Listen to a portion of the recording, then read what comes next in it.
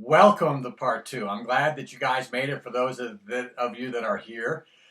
This stuff that I'm about to cover, this stuff for me was really huge to discover. It really took me a long time to figure out what this is and what I'm about to show you. Um, so kick back, enjoy this, and I'll see you on the backside. When I would look at some of these edges, and this is predominantly on cauticles where I would see this kind of stuff, and I couldn't figure it out. Where this stuff kind of going sideways was coming from. Because I know in one of my videos I talked about my cauticle series, I mentioned that doing circles can cause some problems, and I stopped doing that. But then periodically I would still see lines like this. And again, I said predominantly on cauticles. However, it can happen on other stones. This is on my ILR. We can see some stuff going sideways, although not as bad. And I'm sure it's barely perceptible on Japanese stones. Again, that's why I said this is mostly for cauticle stuff. But I would see this and I couldn't figure it out. Well, ultimately, I figured it out, that it was coming from hooking the X's, all right? Again, here's some more of this stuff. This thing gets really bad, and you can see what it does is it knocks out the edge, okay? In my cauticle series, I talked about the dreaded white line. When you look under a microscope, now this is under the 400 microscope, seeing this dreaded white line, I knew that those were a problem, and I didn't really know what or why, but I even remember saying that if I could enlarge that, if I had a more powerful microscope, I would know what it is and hopefully how to fix it. And what I determined, that when I could see it, by the way, these are the same pictures here.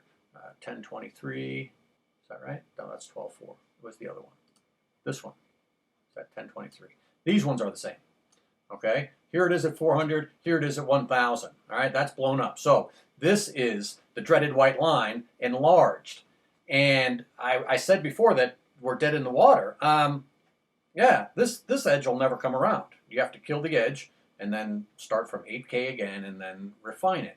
And I finally determined that from hooking the edge, or I mean hooking the X as you come around this way, it would put those sideways marks. It's almost kind of like doing a circle. All right, so last night wanted to try an experiment.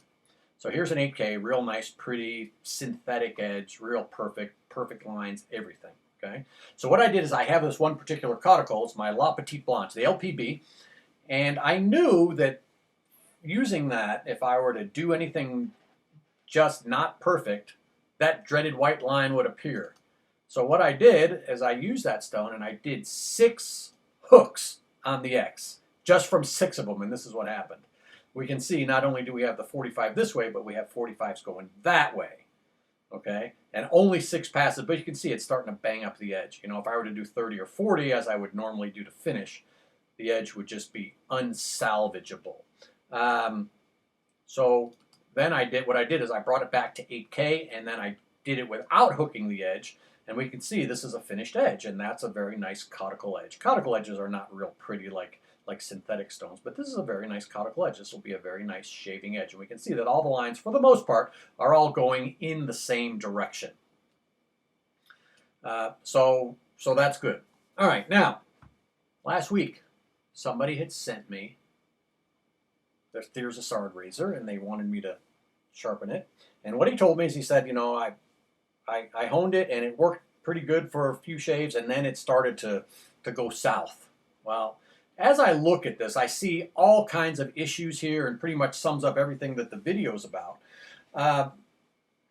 First off, looking at it, I could tell it's a cauticle. This is a finished stone, and only those garnets and cauticles are going to do this kind of stuff, especially if you hook your X's. And we can even see up here some scratches going sideways. These are probably earlier in the progression, but I'm guessing that his X's were probably a little bit too parallel to the edge. So yeah, that's a problem there. But what we're looking at is we're seeing the marks going this way, and we're seeing them go that way. Again, that's from taking your X and coming down across the stone and then hooking it back the other way. Now as we look at these blown out parts, let's start with this one. It's almost triangular here, and if we look, we can see it's at these levels of the scratches here, okay? This one, if we follow it up, we can see it goes up into this scratch, this one over here. What it does is it weakens the edge. I mean, look at this one right here. Look at this scratch. We can see even the shadow there. This microscope here is great. I haven't seen stuff like, the only thing I've seen anything close to that is like SEM's type stuff, just for fun. There's another one. Look at this. Look at this line right there. I only see stuff like that on an SEM. But anyway, the way that this got blown out is because the scratches, now you have to figure the scratches are on the other side as well. After you use it and you start banging this edge into your whisker and then you strop it, those create weak spots. Here, let me show you on a piece of paper.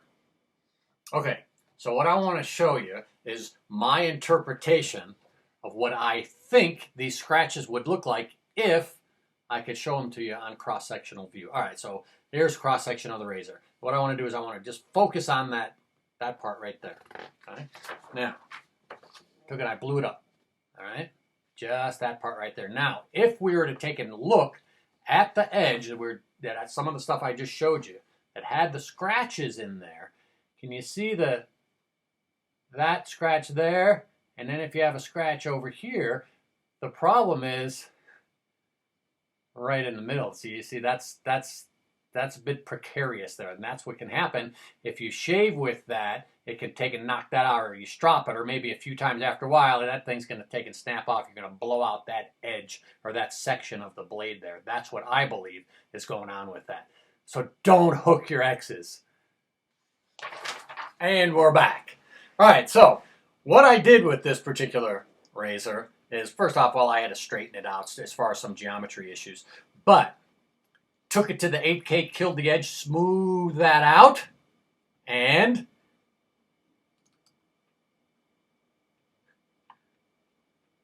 pow! Look at that. Woo! Woo! Woo! Yes, what I did is I made sure that I hit this straight. There were no hooks on this. And we can see, again, this is a caudicle edge. Not as pretty, not as perfect as synthetic edges or even as far as the Japanese, but this is a beautiful edge. All right, so I think that about covers it. So to sum up everything, all right, what's the takeaway here? Well, I covered a lot of stuff, and it took me a lot of time to come up with all of that data, but the takeaway is real easy, all right? As far as the X's, don't pull it parallel to the edge. Either keep your edge parallel to the, or perpendicular to the edge of the stone and cross this way, or if you want to pitch it that way, try and keep the whole thing on the edge. Look, lean, and roll. Torque it down, pull it across, and roll your pressure from the heel to the toe as you go across. And finally, and probably most importantly, do not hook your X's, especially on cauticles. All right, guys, so that's it. I hope you enjoyed it. You have a great rest of the day. If you have any questions, email me, drmatt357@hotmail.com. Enjoy the rest of your day or night. Have a great day. We'll see you real soon. Get them out on the dirty boulevard, going out to the dirty boulevard. They're going down on the dirty boulevard, going out. Outside it's a bright night, there's an opera at Lincoln Center. Movie stars arrive by limousine.